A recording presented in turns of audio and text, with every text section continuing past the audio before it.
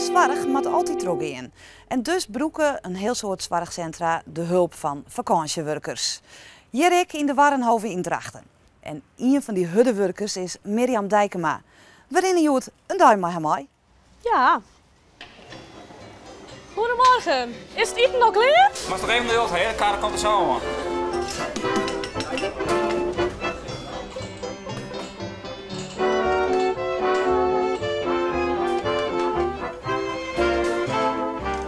Mirjam, je besteedt nou te wachten op het eten? Ja, klopt. En je ben ik vakantiewerker? Ja.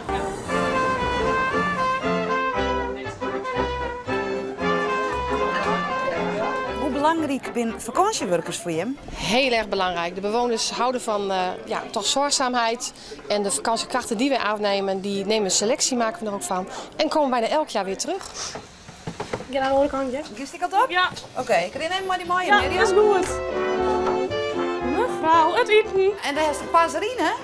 Ja, het maakt aardig vlot. Het is heel sociaal werk en heel dankbaar werk. Ik meestal kinderen net skiën, maar die kinderen denken net waan. En dan stoot dat voor hun. Dus ja, ik krijg er hulp voor weerom. Zo.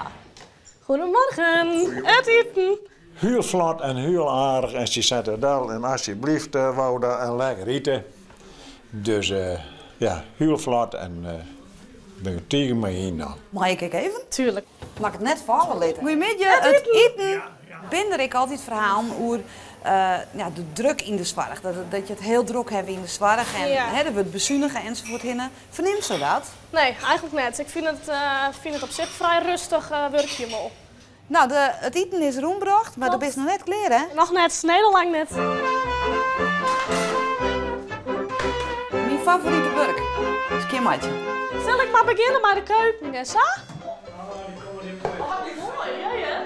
Dat gaat prima, alle vakantie open, ik vind ze goed. En als ze dan eens een keer iets net doen. Het is keurig. Ja? Mooi, ja. Nou, dat zoek dus ik wel eens even te aankennen.